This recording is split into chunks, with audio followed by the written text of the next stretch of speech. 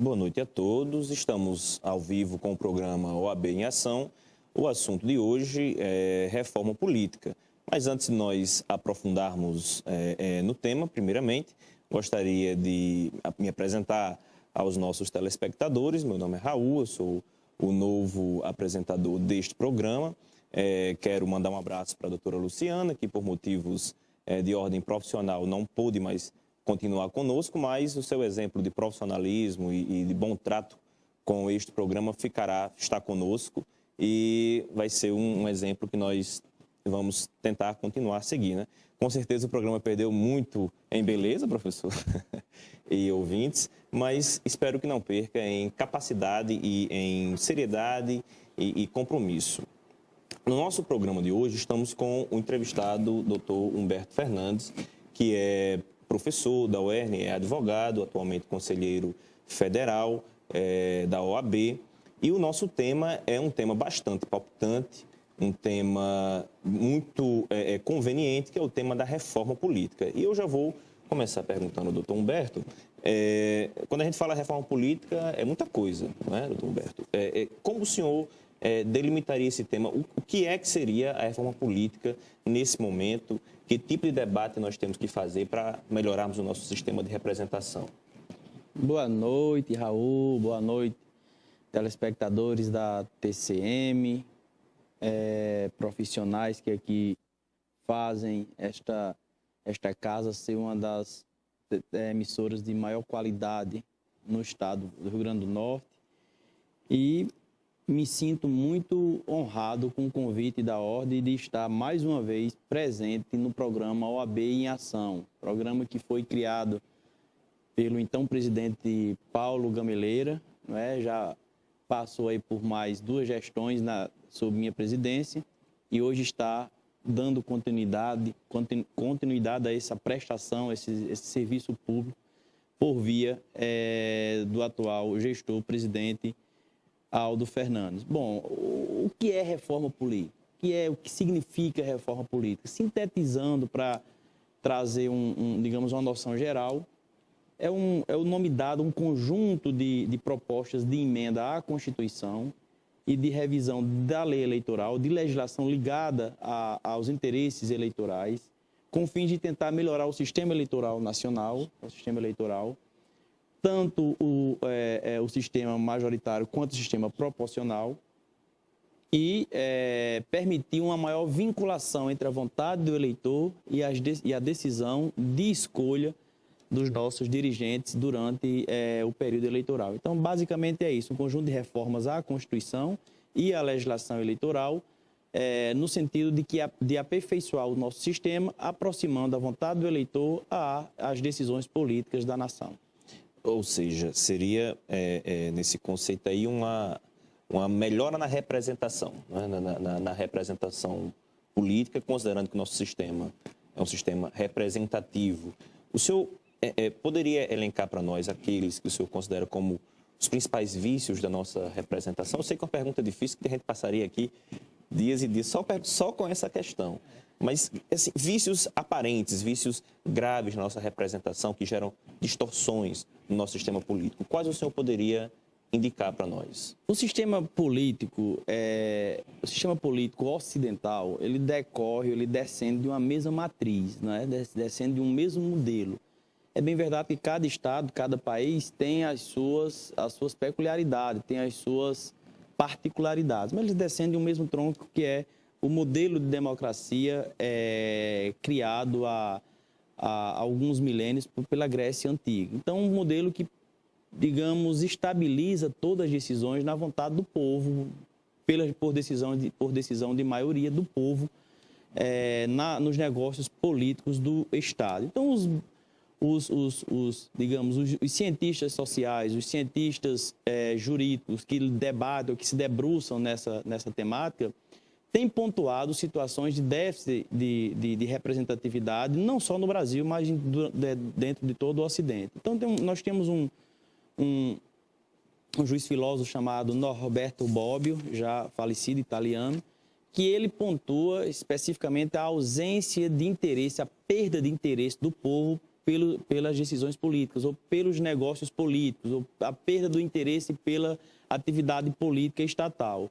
E, em assim pontuando, ele alerta para uma urgente necessidade de se ampliar a responsabilidade do povo nessas decisões.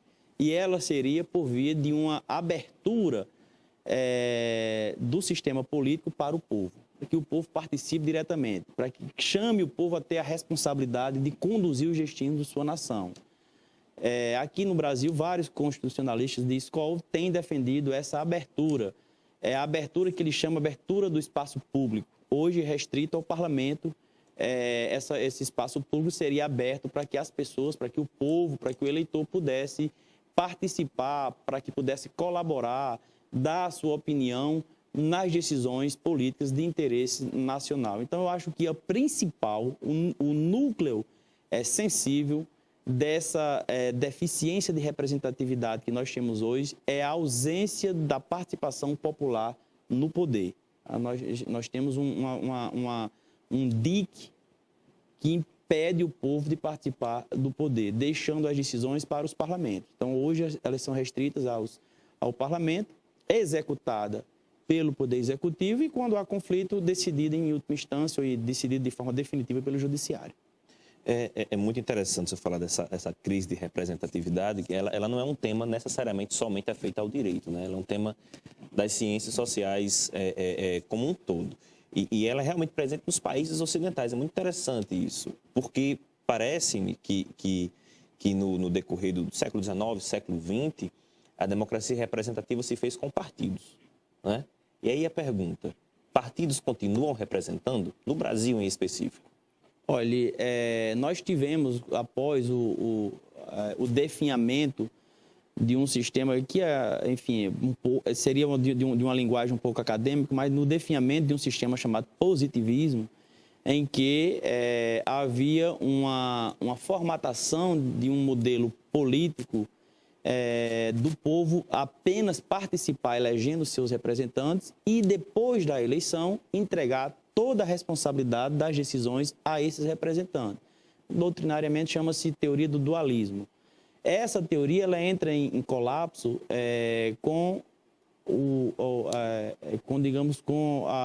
talvez a maior tragédia humanitária de toda a história da humanidade, com a Segunda Guerra Mundial. Pós a Segunda Guerra Mundial, esse modelo entra em colapso. E a gente passa a precisar de uma interação maior do povo nas decisões, do povo no poder, né? Que a gente chama de democracia semidireta. Essa seria, digamos, o caminho a ser perseguido para um restabelecimento da legitimidade do poder. Então, assim, eu vejo hoje uma crise de representatividade, um distanciamento do povo do poder, uma fragilização da política. Passamos a entender que ser político é ser nocivo ao bem comum, exatamente, tem essa conotação pejorativa, quando já dizia Aristóteles, há 2.400 anos, que toda decisão que o homem dá em sociedade é política. E aí tem aquela célebre frase, o homem é um ser eminentemente político, destinado a viver em sociedade. Isso. Da sua fala, professor, eu até tinha comentado com o senhor antes que vai ser difícil não lhe chamar de professor. Né? O Humberto foi meu professor na UERN durante algum tempo. Na sua fala, eu percebi que parece-me que a chave, no seu entendimento, seria a democracia representativa ser cada vez mais direta. Né? Quando fala isso, fica borbulhando na minha cabeça as redes sociais, a opinião do público que é direta. Será que os partidos perderam essa capacidade de fato representar o interesse total, o interesse das pessoas, o interesse das pessoas segmentadas em pensamentos? Agora, realmente, a vontade das pessoas se faz diretamente nas redes sociais, que nós hoje temos Twitter, Facebook, mas ninguém sabe, rede social é um caminho sem volta, haverá outras e as participações, as vontades serão cada vez mais diretas. Os partidos perderam essa capacidade mesmo de Estão perdendo para o Facebook? Os partidos vêm após essa queda do modelo positivista, surgiu a necessidade de se construir, aliás, dentro do positivismo surgiu a necessidade de se construir caminhos para se exercer o poder. Os caminhos foram indicados através de partidos políticos. Após a queda desse modelo, na segunda metade do século passado, houve um enfraquecimento, e esse enfraquecimento não é nacional, esse enfraquecimento é ocidental, dos partidos políticos enquanto instituições que monopolizam o exercício do poder. Essa necessidade de aproximação e aí a fragilização dos partidos políticos foi tema, inclusive, de uma obra de Habermas, um sociólogo ainda vivo, alemão, de restabelecer o espaço público restrito aos partidos, aos parlamentos, para as pessoas, através de criação de espaços virtuais em que as pessoas pudessem interagir com o poder. Aqui em Mossoró nós temos um trabalho de tese de doutorado do professor Paulo Linhares, que ele trata dos sistemas informacionais, não tão somente das redes sociais, mas do aparato tecnológico informacional que hoje está à disposição de todos os países, de todos os povos, como uma forma de interagir ou de aproximar o povo da esfera central de poder. E esta situação, ela obviamente que não vai, dissolver a estrutura partidária do país, mas ela vai aperfeiçoar e, de certa forma, ela vai permitir que as pessoas possam dispensar, em determinadas situações, a interferência partidária para se chegar até o poder. Doutor Humberto, eu vou pedir licença, nós vamos ao intervalo e voltamos depois com o programa OAB em Ação.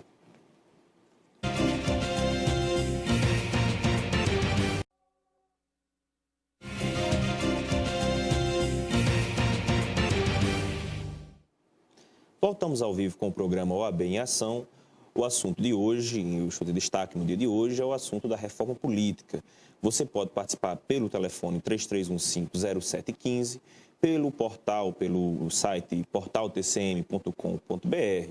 O nosso convidado de hoje é o doutor Humberto Fernandes, advogado, professor e conselheiro federal da OAB. Doutor Humberto, nós vamos pegando um gancho de como ficou no último bloco.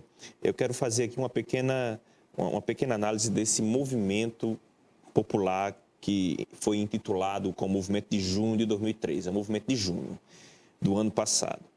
Vamos fazer aqui um pequeno exercício histórico, ligando 84, com o Movimento das Diretas Já, 92, 91, 92, o Movimento dos Caras Pintadas, e 2013, o movimento chamado de Junho de 2013. Em 84, quem capitaneou foram os partidos políticos. Eles, naquela época, tinham a capacidade de mobilizar e, de fato, mobilizaram o país. Conta-se que no dia da votação da ementa Dante de Oliveira,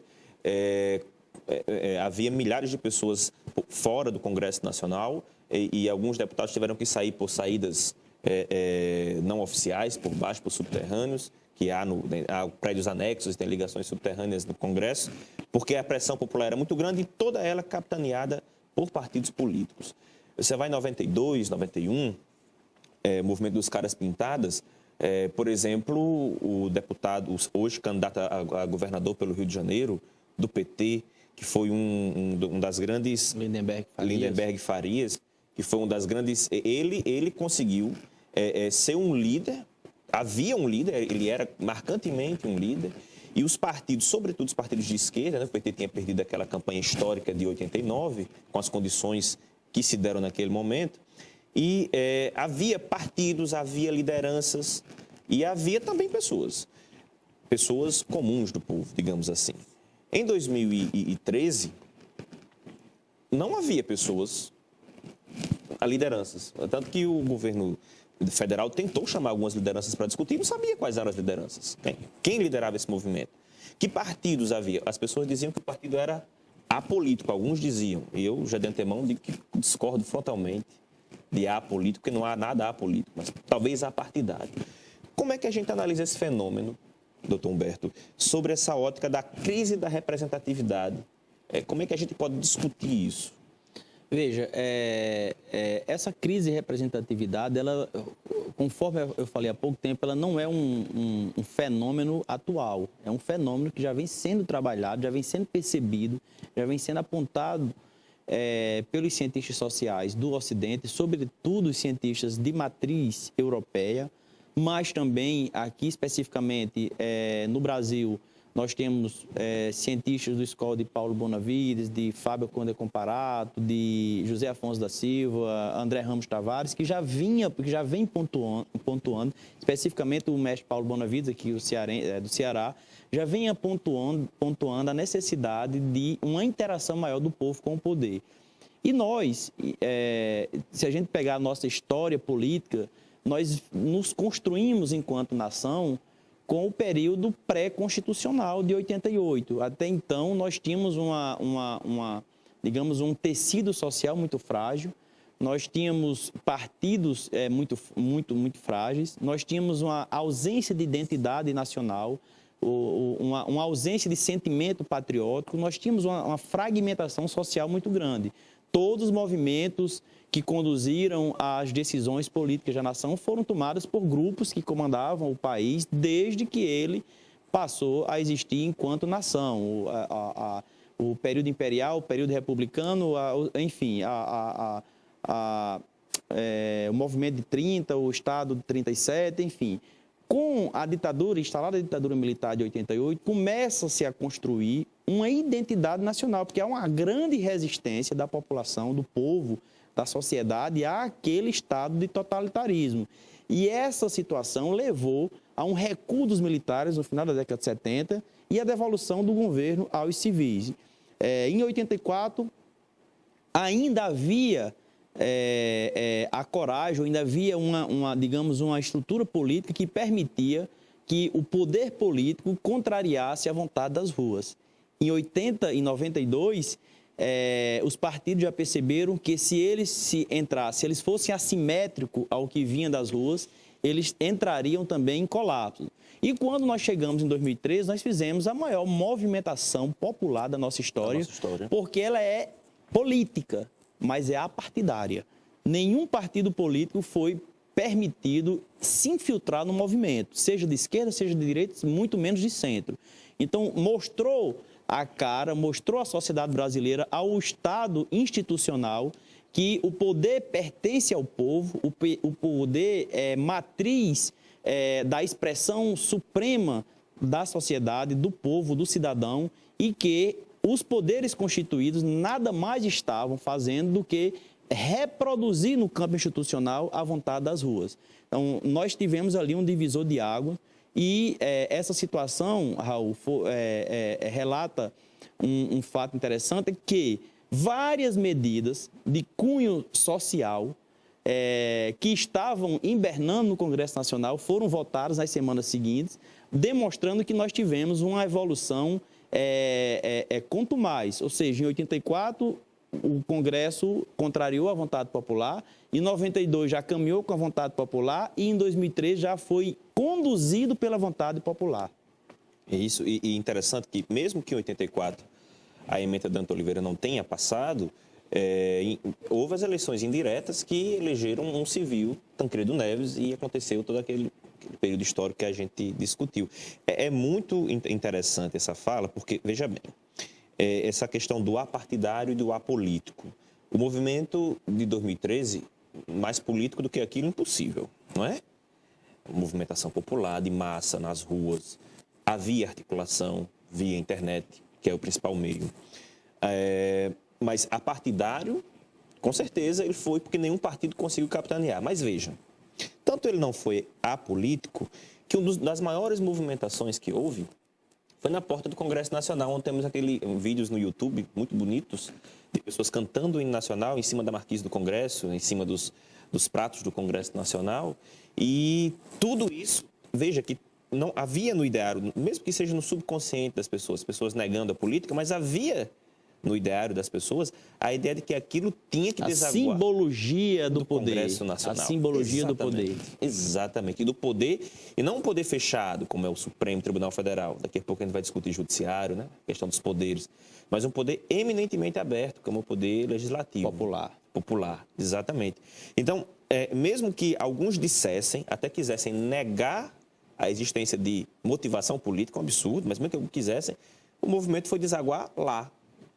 E o senhor falou dessas várias coisas que estavam engavetadas, como, por exemplo, o voto secreto terminou. Não existe mais no Brasil hoje o voto secreto para a cassação de parlamentares. Isso foi uma consequência direta das ruas. É muito interessante essa análise, porque a própria presidente da República, passado alguns tempos, veio a público falando sobre uma série de medidas que logo após foi apelidada por Renan Calheiros de pauta do bem. Né?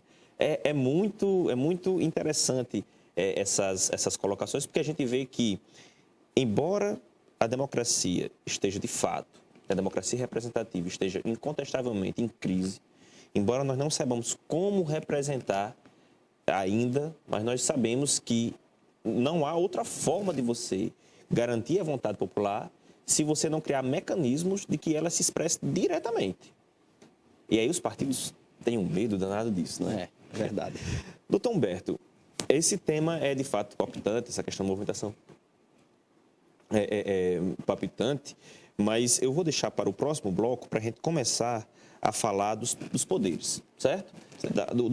Da questão política, do poder judiciário, o poder judiciário como um poder político. Tem gente que fala que o poder judiciário não é político. E discutir como é que é essa briga de poderes, essa relação harmônica, às vezes nem tão harmônica assim, entre os poderes na nossa Constituição de 88. Nós vamos para um rápido intervalo e em breve retornamos. Sim.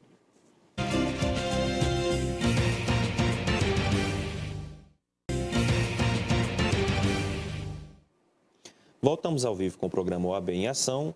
O assunto de hoje é reforma política. Estamos aqui com o doutor Humberto Fernandes, que é conselheiro federal da OAB.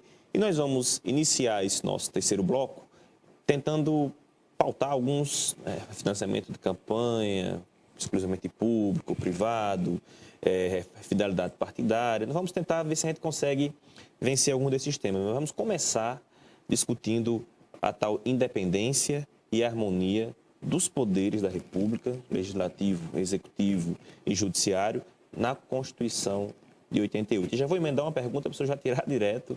Fala um pouco sobre a história do ativismo judiciário. O judiciário está fazendo a reforma política que o Congresso deveria fazer? Veja só, essa divisão de funções, na verdade, ela é milenar. Foi pela primeira vez descrita por Aristóteles, ganhou uma sistematização bem mais moderna com Locke, que foi um autor, um cientista inglês, e foi definitivamente sistematizada por Montesquieu, no qual o poder é exercido através de três funções: a que legisla e fiscaliza, a que executa essa legislação e recolhe os tributos, e a que pacifica a sociedade quando surge um conflito. Então, a primeira é exercida pelo legislativo, a segunda pelo executivo e a terceira pelo judiciário. Cada um dentro de sua quadra, muito embora por via de um mecanismo chamado freios e contrapeso proveniente do sistema norte-americano. Algumas dessas funções elas são flexibilizadas para que um poder possa exercer a função do outro. Basicamente, teoricamente, significa, grosso modo falando, significa isso. De modo que, cada um cumprindo dentro de sua quadra constitucional o que lhe cabe, esses poderes exercem de forma efetiva e eficaz o poder, trazendo benefício para a sociedade, e assim eles se harmonizam dentro de um sistema constitucional. Essa é digamos, a ideia, essa é a busca, essa é a utopia que se busca implantar em todos os estados democráticos contemporâneos. E nós temos hoje um grande debate sobre o judiciário estar usurpando parcela de poderes que caberia ao executivo, parcela de poderes que caberia ao legislativo, se sobrepondo, se substituindo a esses outros dois poderes. Bom, se a gente fizer uma análise histórica, do século XVII, foi o século de maior apogeu do poder legislativo, foi o século das revoluções 17, 18, revoluções inglesa, revolução americana, revolução francesa, enfim, foi o século de grande apogeu do poder legislativo. O século seguinte, de apogeu, especificamente o século XX, de apogeu do poder, primeira metade do século XX, do poder executivo. E aí a gente encontra a figura central de Roosevelt na Inglaterra, do Churchill, Roosevelt nos Estados Unidos, Churchill na Inglaterra, o Adolf Hitler na Alemanha, aqui no Brasil, o Getúlio Vargas, né, o Perón lá na Argentina, enfim, aqui apenas simbolicamente tentando empreender uma dinâmica. E nós tivemos, no final do século XX, para início do século XXI, uma atuação mais efetiva do Poder Judiciário. Na verdade, essa atuação mais efetiva aqui no Brasil foi retardado para o final do século XX. Mas nós já tínhamos uma grande atuação, uma atuação proativa do Judiciário como protagonista das decisões políticas nos Estados Unidos da América desde o início do século XIX e na Europa, especificamente na Europa, no pós-guerra, no pós-Segunda Guerra Mundial, já com um judiciário bem mais vivo do que aquele poder que, teoricamente, a gente denominava de juiz boca de lei, ou seja, o juiz que reproduz o que o poder legislativo quer reproduzir. Nós, no Brasil, estamos ainda passando por esse período de amadurecimento, de maturidade, de compreender essa nova atuação, esse novo protagonismo do poder judiciário. E aí nós deparamos-nos com situações em que o judiciário não consegue identificar o seu limite, não consegue identificar até onde ele pode ir. Tem um autor alemão chamado Carl Schmitt, um dos maiores gênios do direito constitucional de todos os tempos, que ele fazia um questionamento a Hans Kelsen no sentido de que o judiciário não poderia controlar a Constituição porque o judiciário não tinha o limite de se autocontrolar. Se ele não tinha o limite de se autocontrolar, muito menos ele poderia controlar a Constituição. Então, hoje nós passamos por esse período de amadurecimento, há uma tendência natural pelo próprio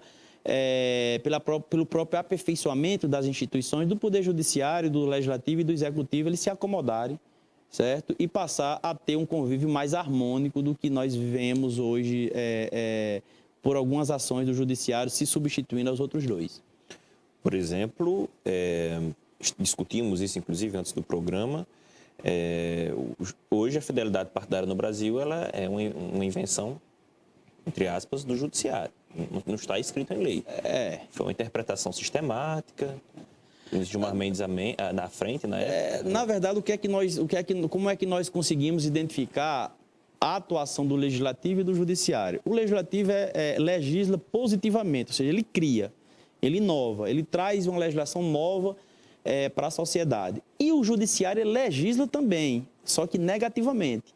Como é que ele legisla negativamente? Dizendo que determinada norma não está adequada à Constituição, por via de um instrumento chamado controle de constitucionalidade. Essa lei ela é incompatível com a Constituição. Se ela é incompatível com a Constituição, deve vigorar a Constituição sobre ela.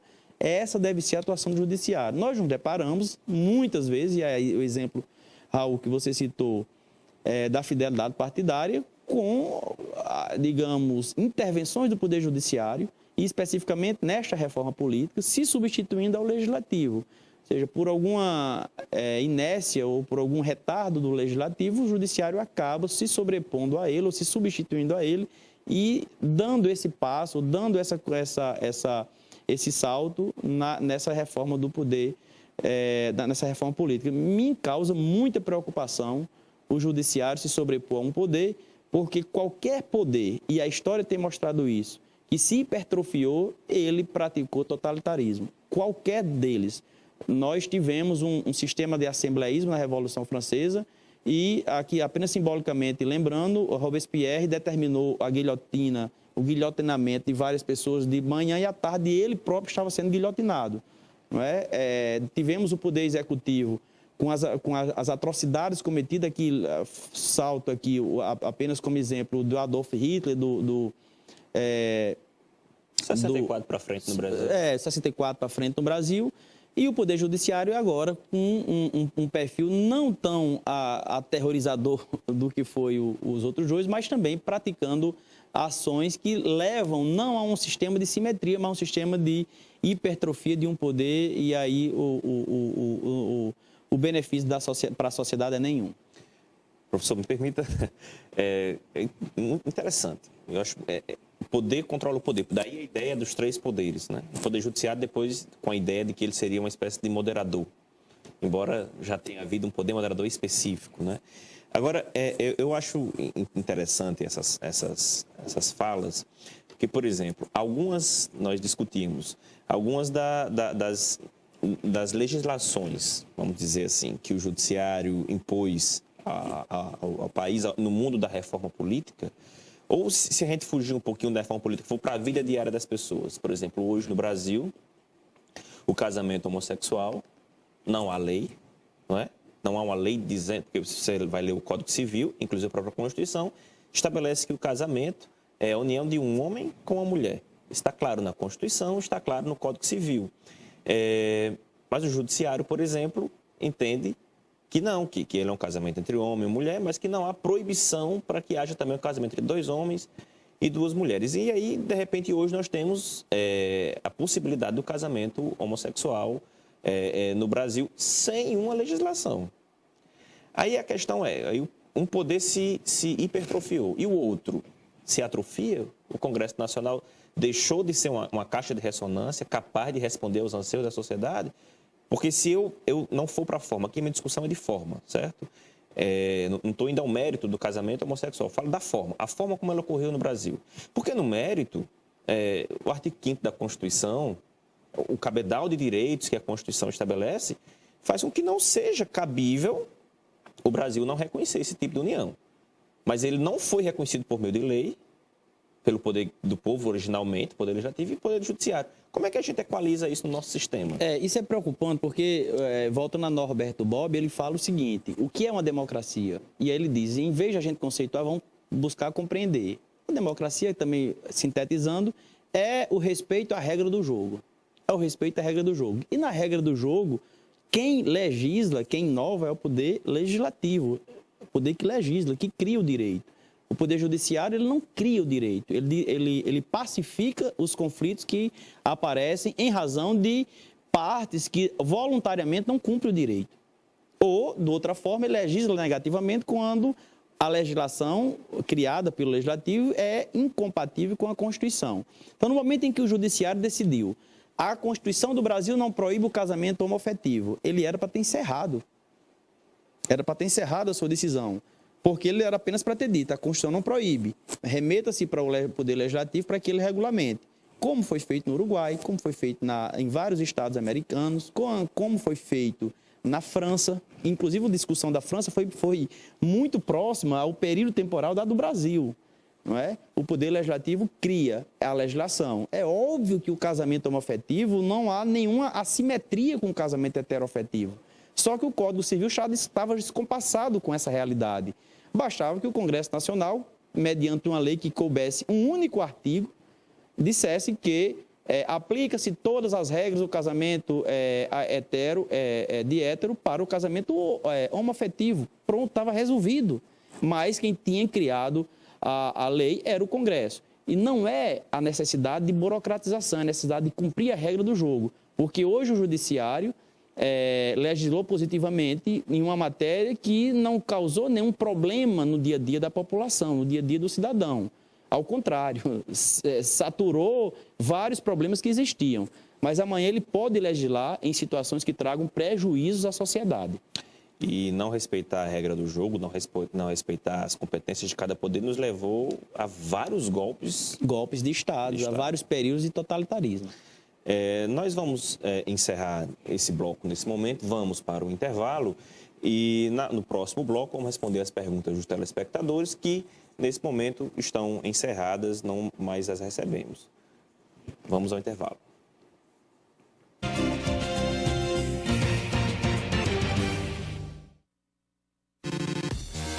A qualidade e o preço justo jamais podem ser deixados em segundo plano. Na Bandeirante Tecidos, o cliente está em primeiro lugar e com uma infinidade de produtos no segmento, há mais de 20 anos oferece o que há de melhor em tecidos, cama, mesa, banho.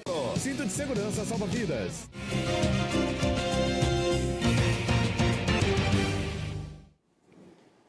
Estamos de volta com o OAB em Ação. hoje tratando sobre reforma política, entrevistando o doutor Humberto Fernandes, conselheiro federal da OAB. Estamos aqui com algumas perguntas dos nossos telespectadores. Vamos começar pela doutora Luciana Nunes, nossa ex-apresentadora, que participou fazendo a segunda pergunta. O senhor poderia falar sobre o mecanismo conhecido como recall, ou recall, e esse mecanismo, qual é a possibilidade de aplicação dele no Brasil? Luciana, boa noite, obrigado pela contribuição. Ontem você estava aqui fazendo entrevistando e hoje está participando por via de perguntas. O recall, também conhecido como revogação de mandato, é um instituto que se popularizou no sistema democrático norte-americano, especificamente no início do século passado, e que prevê a revogação de um mandato político, não pela prática de ilegalidade do mandatário, mas pela perda de legitimidade do mandatário. Veja só, diferencia-se o recall do impeachment, porque no impeachment o mandatário precisa praticar um ato ilícito, que esse ato lhe imponha como punição a perda do seu mandato. No recall, o mandatário não precisa praticar nenhuma ilegalidade. Ele apenas não atende mais, não satisfaz mais os interesses da população e, por conseguinte, deve ser afastado de seu mandato. A título de exemplo, o Schwarzenegger, né, o ator hollywoodiano, foi governador do estado da Califórnia em razão de um recall que revogou o mandato do então governador e, ao mesmo tempo da revogação do mandato, já elegeu o Schwarzenegger para governador da Califórnia. Eu quero só fazer uma observação que o Instituto da Revogação de Mandato, ele, muito embora esteja doutrinariamente como um instrumento vinculado ou de origem do sistema norte-americano, quando o então imperador Dom Pedro I convocou a Constituinte de 1823, ele baixou um decreto subscrito pelo imperador e pelo o José de Bonifácio, né, o homem forte do primeiro governo do Brasil, né, do Império Brasileiro. E no decreto em que ele convocava os procuradores gerais das províncias, os procuradores gerais eram os representantes do povo de cada província, ele instituía um sistema de revogação de mandato. Se aqueles procuradores não estivessem atendendo aos interesses das províncias que o indicaram, as províncias, por via das paróquias, poderiam revogar os mandatos daqueles procuradores e eleger outros em sua substituição. Este decreto, muito embora trouxesse, inovasse no sistema político mundial com a criação da revogação de mandato, ele nunca teve efetivamente eficácia. Mas o Instituto foi pensado primeiramente por um dos maiores gênios políticos que nós tivemos, que foi o José de Bonifácio, o patriarca da independência, e que ficou um pouco esquecido pela doutrina.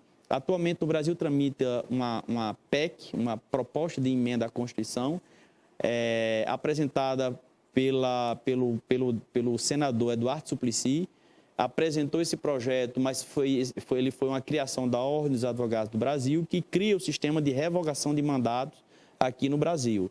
Essa PEC passou pela Comissão de Constituição e Justiça e hoje tem como relator o senador Pedro Simon e está aguardando deliberação do Congresso Nacional para instituir ou não o sistema de recall ou de revogação de mandatos aqui no sistema constitucional brasileiro. Isso é muito interessante, a gente tem que fazer esse debate muito amadurecido, porque, de repente, isso pode gerar, inclusive, instabilidade política. Os critérios são bem complexos, certo? Os critérios são muito complexos, exigem uma quantidade de assinatura, digamos, de apoio por via de assinaturas muito grande, dividido por vários estados da federação. Então, para não permitir que a oposição venha criar instabilidade para quem está governando, se tem uma certa dificuldade. Agora, há a possibilidade dessa revogação vir a ser implementada. Só para finalizar esse assunto, no sistema norte-americano não há previsão para o recall do presidente da República. Há previsão para os governadores dos estados, certo? Para os governadores dos estados.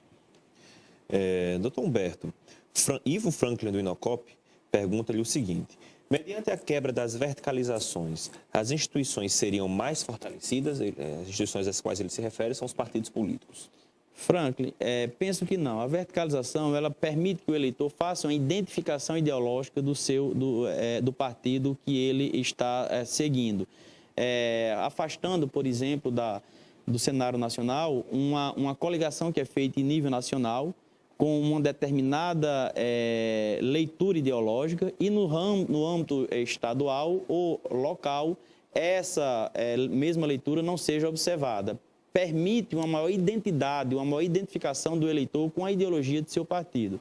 É bem verdade que os críticos da não verticalização, aliás, da verticalização, argumentam que as acomodações locais ou regionais, elas devem ser respeitadas. E com a verticalização, essas peculiaridades locais ou regionais seriam afastadas e colocariam pessoas que não têm a mesma conformação local ou regional dentro de um mesmo sistema ou fora desse sistema. Mas eu penso que a verticalização ela é um bem para o sistema constitucional. Eu concordo integralmente. Eu acho que um dos grandes problemas que nós temos no Brasil hoje é a falta de consistência dos partidos, porque eles não são nacionais. Os partidos políticos, eles são uma coxa de retalhos de arranjos locais. Aliás, não é hoje. Muito embora formalmente seja nacional. Isso. A Constituição prevê, né? Os partidos têm que ter caráter nacional. Mas isso não é de hoje, isso é desde muito tempo. Durante, por exemplo, a República Velha, havia a possibilidade de haver partidos estaduais. E é uma herança que a gente vem trazendo desde muito tempo, um país continental, né? Muito diferente, muito diferenciado. Agora, é interessante que outros países continentais como nós, até maiores do que nós, têm partidos de característica nacional. E nós ainda caminhamos pouco em relação a isso. Doutor Humberto, o financiamento de campanha é um tema palpitante que a gente não deu tempo. Aliás, nosso script inicial a gente não conseguiu bater de jeito nenhum, né? Que a gente estava conversando, pensando em discutir, finalmente discutindo outras coisas, e isso demonstra que o debate foi vívido. Financiamento de campanha. O senhor poderia falar um pouco como é que ele funciona no Brasil? Que modelos estão à disposição? E sua opinião pessoal sobre que sistema seria melhor aplicável aqui no nosso país? Nós temos hoje um financiamento misto. Os partidos recebem dinheiro do fundo partidário. Esse valor que cada partido recebe, ele é identificado, ele é repassado de acordo com a representação que ele tem na Câmara dos Deputados, a representação na Casa do Povo. E nós temos também o financiamento privado, que pessoas jurídicas ou pessoas físicas podem fazer doações aos partidos políticos mediante as regras que está lá prevista na lei, na legislação eleitoral. Nós temos uma proposta de reforma política que tramita especificamente, nós temos duas propostas, uma que nasceu na Câmara e outra que nasceu no Senado. A do Senado está um pouco mais avançada e que ela, dentre essas propostas, extingue com a possibilidade de financiamento privado, restringindo todo o financiamento de campanha ao financiamento público, e seria, obviamente, limitado por relação com a representação do partido no parlamento, mas seria todo o dinheiro que viria do orçamento da União.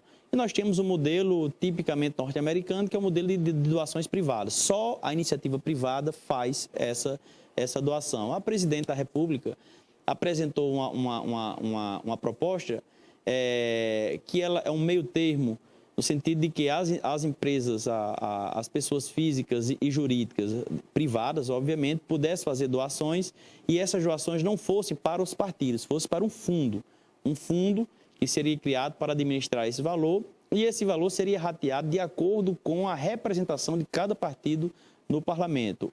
A Câmara rejeitou essa proposta, uma vez que, segundo a Câmara, na configuração atual, o Partido dos Trabalhadores sairia com uma fatia maior desse bolo. Eu, particularmente, não vejo nenhuma diferença entre um e outro, se o sistema político for um sistema político já maduro. Se o sistema político for maduro. Nós temos um sistema de financiamento totalmente público que funciona, e temos situações de financiamento totalmente privado que funcionam. Nós temos um financiamento misto que está a deixar, ou que está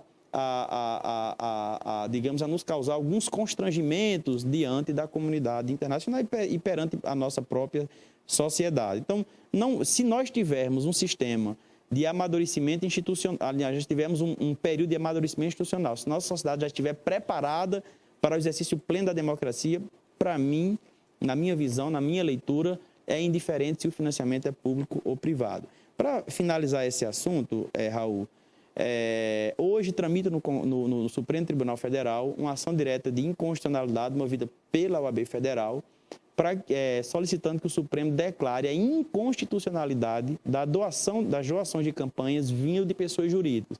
A leitura que a OAB faz, grosso modo falando, é que os direitos políticos, aquele de votar e ser votado, é exercido por pessoa física. E se é exercido por pessoa física, não haveria justificativa para pessoas jurídicas doarem dinheiro para campanhas eleitorais e depois e posteriormente se beneficiar de alguma forma nesse jogo de administração do poder. Então, basicamente é essa a leitura que é feita pelo Conselho Federal da OAB. Doutor Humberto Fernandes, o tempo voou. Inclusive, infelizmente, não vou poder concluir com a pergunta do professor Lúcio Ney, apenas vou deixá-la no ar. Não sei se é o professor Lúcio Ney da UERN, se fosse, eu vou procurá-lo pessoalmente para responder. Ele quer saber sobre a agenda da OAB para a reforma política. Infelizmente, o tempo não vai ser possível, mas deixo aqui registrado. Eu quero agradecer aos nossos telespectadores, quero agradecer ao nosso convidado de hoje. Discutimos reforma política, talvez nem 1%, 2% do tema, mas, de antemão, fica aqui o convite, doutor Humberto, para num outro momento virmos aqui e discutirmos um pouco mais esse tema. Agradeço a todos e tenhamos todos uma ótima noite.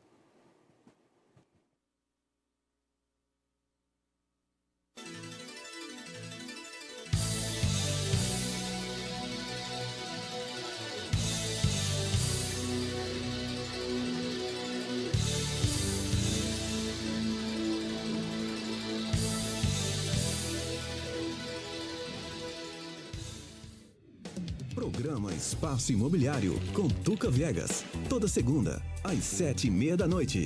Oferecimento: Lojão